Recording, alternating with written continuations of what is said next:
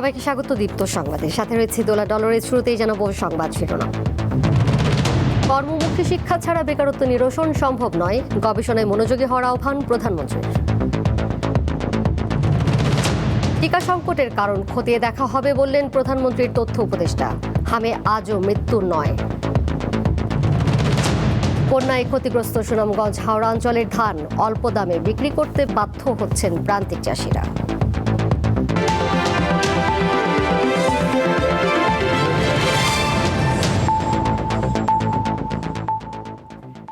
প্রধানমন্ত্রী তারেক রহমান বলেছেন, সময়ের চাহিদা মোকাবেলায় প্রাথমিক থেকে উচ্চশিক্ষা ব্যবস্থা নতুন করে সাজানো এখন সময়ের দাবি। আজ ঢাকা বিশ্ববিদ্যালয়ে এক কর্মশালায় তিনি কথা বলেন। দক্ষ জনশক্তি গড়তে স্কুল পর্যায় থেকে কারিগরি শিক্ষা বাধ্যতামূলক করা হবে, কারণ কর্মমুখী শিক্ষা ছাড়া বেকারত্ব নিরসন সম্ভব নয়। বিশ্ববিদ্যালয়গুলোকে গবেষণা ও উদ্ভাবনের দিকে মনোযোগী হওয়ার আহ্বান জানিয়েছেন প্রধানমন্ত্রী। Transforming higher education in Bangladesh roadmap to sustainable excellency শিরোনামে মঙ্গলবার কর্মশালার আয়োজন করে বিশ্ববিদ্যালয় মঞ্জুরি কমিশন। ঢাকা বিশ্ববিদ্যালয়ের নওয়াব আলী চৌধুরী সিনেট ভবনে এর উদ্বোধন করেন প্রধানমন্ত্রী তারেক রহমান। জ্ঞানের সীমানা প্রতিনিয়ত প্রসারিত এবং গতিশীল হচ্ছে। এ সময় তিনি দেশের শিক্ষা ব্যবস্থা, বেকারত্ব ও মেধা পাচার নিয়ে কথা বলেন এবং তার সরকারের পরিকল্পনা তুলে ধরেন। আমাদেরও প্রচুর মেধাবী মানুষ রয়েছেন, যারা সুযোগ বা সুবিধা পেলে বিশ্বমানের কিছু করা তাদের পক্ষে অসম্ভব নয়। মেধা পাচার রোধ করে মেধার বিকাশ, মেধা লালন করে আমরা ভবিষ্যৎ চ্যালেঞ্জ মোকাবেলা করতে চাই একসাথে। সরকার প্রধান বলেন, চতুর্থ শিল্প বিপ্লবের চ্যালেঞ্জ মোকাবিলা করে বৈশ্বিক প্রতিযোগিতায় টিকে থাকতে হলে সময়োপযোগী ও কারিগরি শিক্ষায় জোর দিতে হবে। শুধু উচ্চশিক্ষার ক্ষেত্রেই নয়, স্কুল পর্যায় থেকেই সরকার শিক্ষা কারিকুলামে কারিগরি এবং ব্যবহারিক শিক্ষা বাধ্যতামূলক করার পরিকল্পনা গ্রহণ করেছে। গবেষণা ও উদ্ভাবনে গুরুত্বারোপের লক্ষ্যে সরকার সায়েন্স পার্ক করার পরিকল্পনা করছে বলে জানান Tarek Rahman. Quantum computing, big data, material science, nano technology, পঞ্চম প্রজন্মের ওয়েলনেস প্রযুক্তি, এইসব উন্নততর প্রযুক্তি একদিকে আমাদের চিন্তার জগৎ নিয়ন্ত্রণ করছে, অপরদিকে শাসন করছে মানুষের কর্মক্ষেত্র বা কর্মসংস্থান।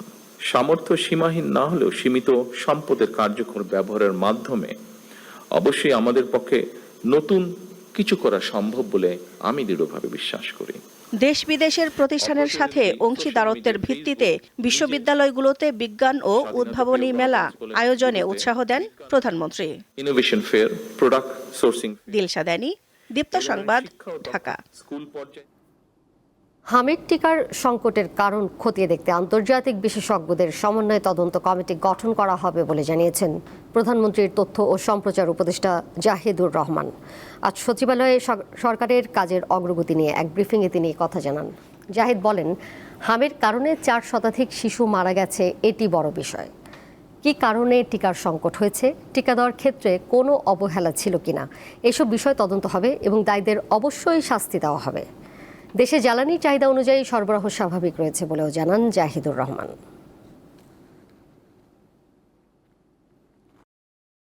হামের যে সংকট হলো, যে ডিজাস্টার হলো টিকা নিয়ে, এটা নিয়ে একটা তদন্ত কমিটির ব্যাপারে আমি ব্যক্তিগতভাবে মাননীয় প্রধানমন্ত্রীর সাথে কথা বলেছি।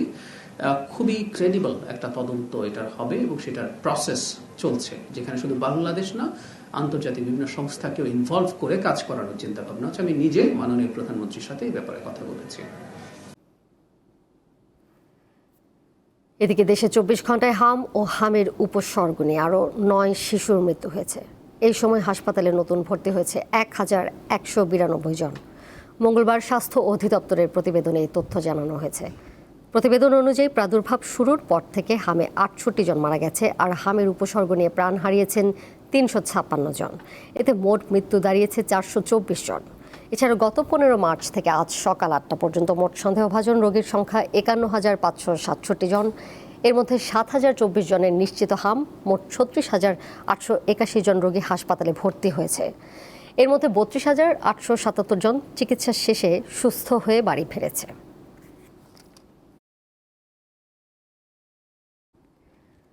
বন্যায় ক্ষতিগ্রস্ত কৃষকদের সহায়তার উদ্দেশ্যে সরকার ৩ মে থেকে ধান সংগ্রহ কার্যক্রম শুরু করলেও তার সুফল পাচ্ছেন না সুনামগঞ্জের কৃষকরা, কারণ পানিতে নষ্ট হওয়ায় খাদ্য বিভাগের নীতিমালা অনুযায়ী ধানের মান ঠিক রাখতে পারেননি তারা। তাই কষ্টার্জিত ফসল অল্প দামে বিক্রি করতে বাধ্য হচ্ছেন চাষিরা। ক্ষতিগ্রস্ত কৃষকদের কথা চিন্তা করে এবছর 12 দিনে এগিয়ে গত 3 মে থেকে ধান সংগ্রহ শুরু হয়েছে হাওড় অঞ্চলে। সরকার ধান সংগ্রহ শুরু করলেও এই ধান নিয়ে চরম বিপাকে রয়েছেন কৃষকরা। এবছর বৈরী আবহাওয়ার কারণে সরকারের নীতিমালা মেনে প্রান্তিক পর্যায়ের চাষিদের খাদ্য গুদামে ধান দেওয়াটা অনেকটা কষ্টসাধ্য। তো খরচ তো 1500 টাকা হামলা খরচ গেছে, তো কৃষকরা তো হামলা খরচ আর কি আর পুষেন না গিয়া। গ্রামে ধানের দর আছে তোমার 700-800 টাকা ধানের দর। এই যে ধান ফাইনে নেওয়ার কারণে খামলার অভাবে আমরা ধান কাটতে হয়েছে 1000-1200 টাকা রুজ দিয়া, কিন্তু বেচতে গিয়ে এখন আমরা যে ক্ষতিগ্রস্ত 800-850 টাকা মন, তো এইটা আমরা ফুসাই কেমনে? বেশি, কিন্তু ধানের দাম তো কম, তো আমরা কিভাবে আমরা ফুসাইতাম গিয়া মনে করো, কোনো বাইতে ফুসাইতে পারি না। দুইটা ধান এই জইছে, কিছু ধান এই গেরাটের আইয়া গেছে। এরপরে বালা ধান যেটা আছে এটা লেবির যারা কিনা নেয় এরা 800-900 এমলা হয়। এবছর জেলায় 21,349 মেট্রিক টন ধান সংগ্রহের লক্ষ্যমাত্রা নির্ধারণ করা হলেও এখন পর্যন্ত মাত্র 152 মেট্রিক টন ধান সংগ্রহ করা হয়েছে।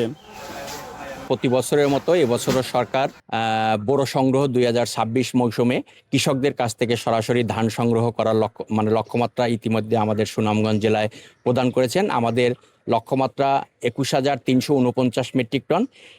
গতকালকের পর্যন্ত আমরা 152 মেট্রিক টন ধান আমরা সংগ্রহ করছি।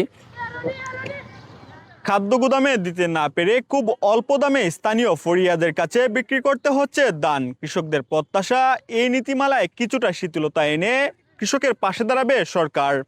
জাকারিয়া আহমদ, দীপ্ত সংবাদ, সুনামগঞ্জ। কৃত্রিম সংকট তৈরি করে দ্রব্যমূল্য বাড়ানোর অভিযোগ করেছেন জাতীয় সংসদের বিরোধী দলীয় নেতা ও জামায়াত ইসলামীর আমির ডাক্তার শফিকুর রহমান।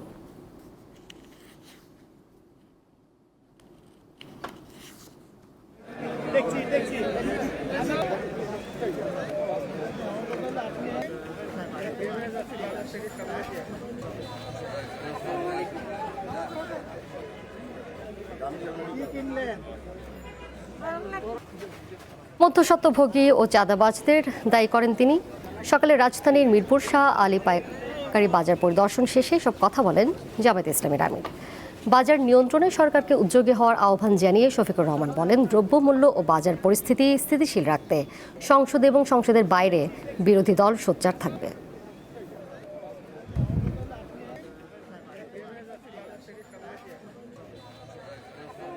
জায়গায় জায়গায় মধ্যস্বত্বভোগী, সিন্ডিকেট এবং চাঁদাবাজের কারণে আমরা যারা মুক্ত আছি, আমরা ন্যায্য মূল্যে আমাদের পণ্যগুলো পাই না। কৃষক তার উৎপাদিত মূল্যের ন্যায্য মূল্য পায় না, মাঝখানে অন্যদের পেটে ঢুকে যায়। আমরা ওটা ভাঙতে চাই। কোন দিন ভাঙতে পারবো আল্লাহ ভালো জানে, কিন্তু আমাদের লড়াই শুরু হয়েছে, এই লড়াই চলবে, আমরা থামবো না।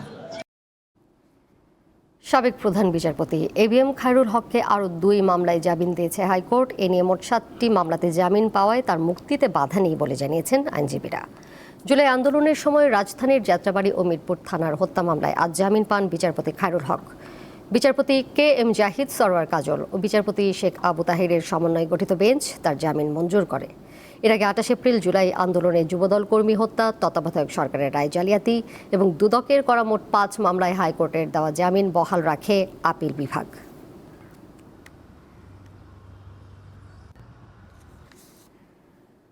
বরগুনার বিষখালী নদীর মাঝের চরে শতাধিক শিশু শিক্ষার আলো থেকে বঞ্চিত, অথচ চরটিতে কয়েক হাজার মানুষের বসবাস। একটি প্রাথমিক বিদ্যালয়ে কাম সাইক্লোন শেল্টার থাকলেও সেখানে হয় না পাঠদান। চারদিকে বিষখালী নদীর অথই পানি, এর মধ্যেই গড়ে উঠেছে মাঝের চর নামের জনপদ। মূল ভূখণ্ডের সাথে যোগাযোগের মাধ্যম নৌকা অথবা ট্রলার। প্রায় 3 যুগ আগে নদী ভাঙনে সর্বস্ব হারিয়ে এখানে ঠাঁই নিয়েছিলেন কয়েক হাজার মানুষ।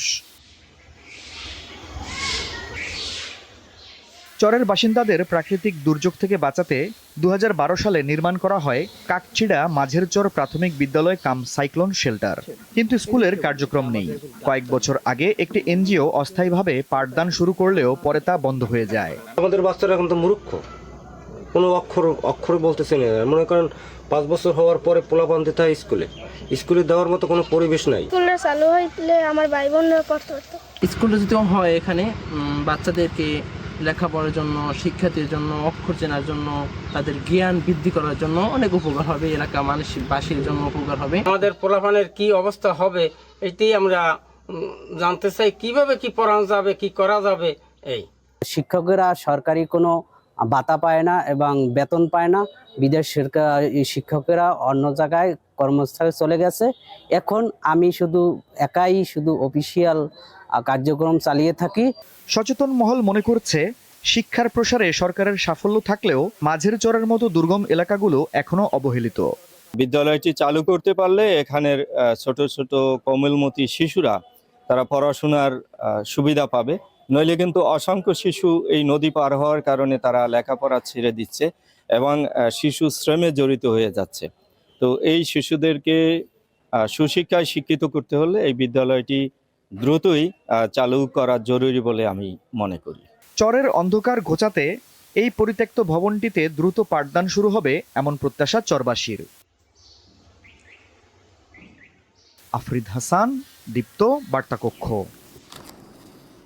জুলাই স্মৃতি জাদুঘর যুগ যুগ ধরে বাঙালিদের অনুপ্রাণিত করবে বলে মন্তব্য করেছেন জাতীয় সংসদের স্পিকার হাফিজ উদ্দিন আহমদ। মঙ্গলবার জুলাই গণঅভ্যুত্থান স্মৃতি জাদুঘরের চলমান উন্নয়ন কার্যক্রম ও বাস্তবায়ন অগ্রগতি পরিদর্শন শেষে সাংবাদিকদের তিনি কথা বলেন।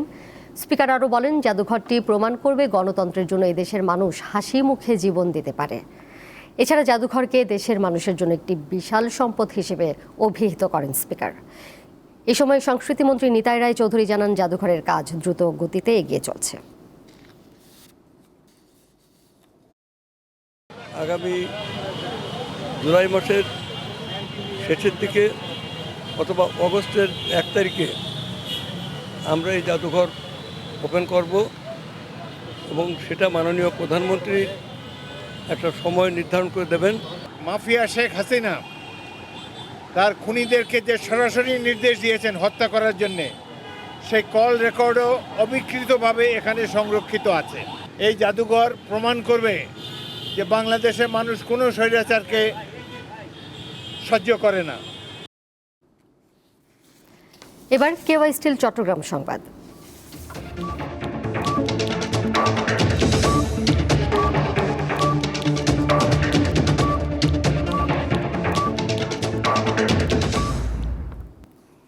চট্টগ্রাম মহানগরীতে 6 মাস থেকে 59 মাস বয়সী প্রায় 3 লাখ শিশুর মধ্যে 92% শিশুকে হাম রুবেলা টিকার আওতায় আনা হয়েছে বলে জানিয়েছে সিটি কর্পোরেশন কর্তৃপক্ষ।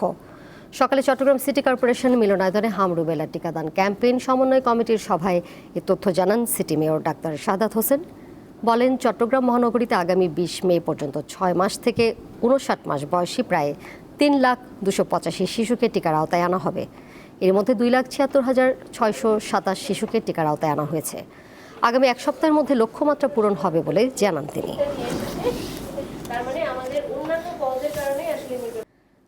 টানা 17 বছর বাগেরহাটের মোরেলগঞ্জের জিউধরায় লক্ষ্মীখালী সরকারি প্রাথমিক বিদ্যালয়ের শ্রেণীকক্ষে চলছে পুলিশ ফাঁড়ির কার্যক্রম। আর শিক্ষার্থীদের পাঠদান করানো হচ্ছে গবাদি পশুর আশ্রয়স্থলে তৈরি অস্থায়ী কক্ষে, যেখানে নেই পর্যাপ্ত আলো, ফ্যান ও শৌচাগার।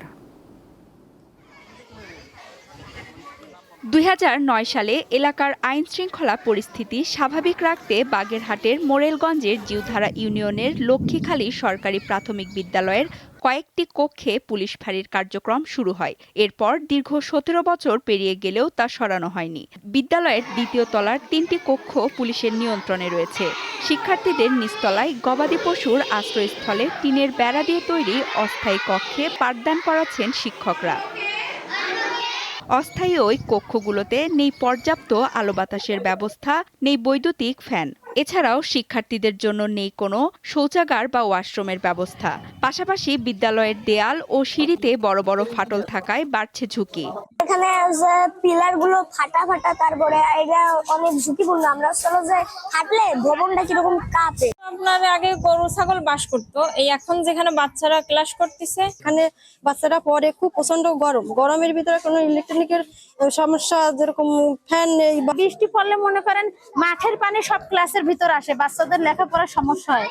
বিদ্যালয়ের প্রধান শিক্ষক জানান, বর্তমানে স্কুলটিতে 130 জন শিক্ষার্থী রয়েছে, কিন্তু পাঠদানের জায়গা নেই। ওরা সরলতার সাথে লেখাপড়া করবে, তার ভিতর থেকে যদি পুলিশের ভয় ওদের ভিতরে ঢুকে যায় তাহলে কেমন হয় এটা। উপজেলা শিক্ষা কর্মকর্তা জানিয়েছেন, ঊর্ধ্বতন কর্তৃপক্ষের সঙ্গে আলোচনা করে দ্রুত প্রয়োজনীয় ব্যবস্থা নেওয়া হবে। খুব শীঘ্রই জেলা প্রশাসক এবং সম্মানিত জেলা পুলিশ সুপার মহোদয়ের মাধ্যম দিয়ে ঊর্ধ্বতন কর্তৃপক্ষ বরাবর এই বিষয়টি জানাবো, জরুরিভাবে জানাবো। শিক্ষার্থীদের নিরাপদ ও মানসম্মত পাঠদান নিশ্চিত করতে দ্রুত পুলিশ ফাঁড়ি অন্যত্র সরিয়ে নেওয়ার দাবি স্থানীয়দের। সানজিদা স্নিগ্ধা, দীপ্ত বার্তা কক্ষ। আন্তর্জাতিক প্রসঙ্গ। যুক্তরাষ্ট্র ও ইরানের মধ্যে চলমান যুদ্ধবিরতি এখন ম্যাসিভ লাইফ সাপোর্টে রয়েছে বলে মন্তব্য করেছেন যুক্তরাষ্ট্রের প্রেসিডেন্ট ডোনাল্ড ট্রাম্প। সোমবার ওভাল অফিসে সাংবাদিকদের সঙ্গে আলাপকালে তিনি কথা বলেন। ট্রাম্পের ভাষায়, যুদ্ধবিরতি এখনও কার্যকর থাকলেও সেটি অবিশ্বাস্য রকম দুর্বল অবস্থায় আছে। ইরানও পাল্টা হুঁশিয়ারি দিয়েছে, যে কোনো আগ্রাসনের জবাব দিতে তাদের সশস্ত্র বাহিনী প্রস্তুত। গত রবিবার যুক্তরাষ্ট্রকে পাঠানো এক প্রস্তাবে যুদ্ধবন্ধ ও হরমুজ প্রণালী পুনরায় খোলার জন্য নিজেদের শর্ত জানায় ইরান। তবে ট্রাম্প সেই প্রস্তাব প্রত্যাখ্যান করেন।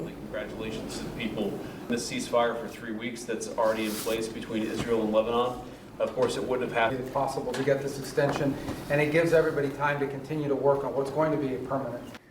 ফুটবল বিশ্বকাপ মানে শুধু মাঠের লড়াই নয়, এর সাথে জড়িয়ে থাকে ছোট বড় অনেক আবেগ। আর সেই আবেগের একটি অংশ জুড়ে আছে পানিনি স্টিকার অ্যালবাম। তবে 6 দশকের এই ঐতিহ্যের অবসান ঘটতে যাচ্ছে। 2030 সালের পর আর প্রকাশিত হবে না বিশ্বকাপের পানিনি স্টিকার অ্যালবাম। 1970 সালে মেক্সিকো বিশ্বকাপ দিয়ে যাত্রা শুরু পানিনির। ইতালির প্রকাশনা প্রতিষ্ঠান পানিনি তখন থেকেই ফুটবল বিশ্বে তারকাদের তুলে ধরেছে ছোট ছোট স্টিকারে, যা আঠা দিয়ে অ্যালবামে লাগাতে হয়। উত্তর কোরিয়া কিংবা প্যারাগুয়ের মতো দেশের ফুটবলারদের সঙ্গে অনেক সমর্থকের প্রথম পরিচয় হয়েছিল এই স্টিকারের মাধ্যমেই। ছোট ছোট স্টিকারে ফুটবল তারকাদের তুলে এনে ভক্তদের মাঝে তৈরি করেছিল ভিন্ন এক উন্মাদনা। এটি শুধু শখের সংগ্রহ ছিল না, বরং প্রজন্মের মধ্যে তৈরি হয়েছিল এক আবেগের বন্ধন। তবে বেড়েছে খরচ। 1970 সালে একটি অ্যালবাম পূরণে লাগতো 250টি স্টিকার, এখন প্রয়োজন 980টি, যার মূল্য প্রায় 85,000 টাকা। এবার ওয়েফা সংগ্রহযোগ্য সামগ্রী তৈরির দায়িত্ব হারিয়েছে পানিনি। তবে ভক্তদের জন্য কিছুটা স্বস্তির খবরও রয়েছে। আগামী নারী বিশ্বকাপ ও 2030 বিশ্বকাপ পর্যন্ত পাওয়া যাবে এই অ্যালবাম। এরপরই শেষ হবে ফুটবল ইতিহাসের এক সোনালী অধ্যায়। পেলের সাদা কালো কিংবা ম্যারাডোনার রঙিন স্টিকার সবই থেকে যাবে স্মৃতিতে। এক দশকেরও বেশি সময় ধরে ব্রাজিলিয়ান ফুটবলের সমর্থক ছিলেন নেইমার। তার পায়ে জাদুতে বুঁদ হয়ে থেকেছে গোটা ফুটবল বিশ্ব। কিন্তু 2026 বিশ্বকাপের দামামা বাজার ঠিক আগ মুহূর্তে এক বিশাল ধাক্কা খেলেন তিনি। 34 বছর বয়সী এই কিংবদন্তি স্ট্রাইকার জায়গা পাননি পানিনির বিখ্যাত বিশ্বকাপ স্টিকার অ্যালবামে। 2014, 2018 ও 2022 সালের অ্যালবামের অন্যতম প্রধান আকর্ষণ থাকা সত্ত্বেও 2026 সালের অ্যালবামে ব্রাজিলের জন্য বরাদ্দকৃত 18টি জায়গার একটিও পাননি সান্তোসের এই তারকা। পানিনি অ্যালবামের বিদায়ের মধ্য দিয়ে ফুটবল হারাতে যাচ্ছে তার পরিচিত আবেগের এক অনন্য অংশ। মোহাম্মদ হাসিব, দীপ্ত স্পোর্টস।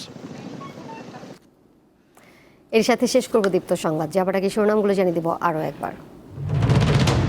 কর্মমুখী শিক্ষা ছাড়া বেকারত্ব নিরসন সম্ভব নয়, গবেষণায় মনোযোগী হওয়ার আহ্বান প্রধানমন্ত্রীর। টিকা সংকটের কারণ খতিয়ে দেখা হবে বললেন প্রধানমন্ত্রীর তথ্য উপদেষ্টা। হামে আজও মৃত্যু নয়। বন্যায় ক্ষতিগ্রস্ত সুনামগঞ্জ হাওড়া অঞ্চলের ধান অল্প দামে বিক্রি করতে বাধ্য হচ্ছেন প্রান্তিক চাষিরা। এই ছিল এখনকার মতো। পরের সংবাদ দেখবেন সন্ধ্যা 6:40। এছাড়াও আরও তথ্য এবং বিনোদনের নানা খবর জানতে যুক্ত থাকুন দীপ্ত ডিজিটাল প্ল্যাটফর্মে। ধন্যবাদ সবাইকে।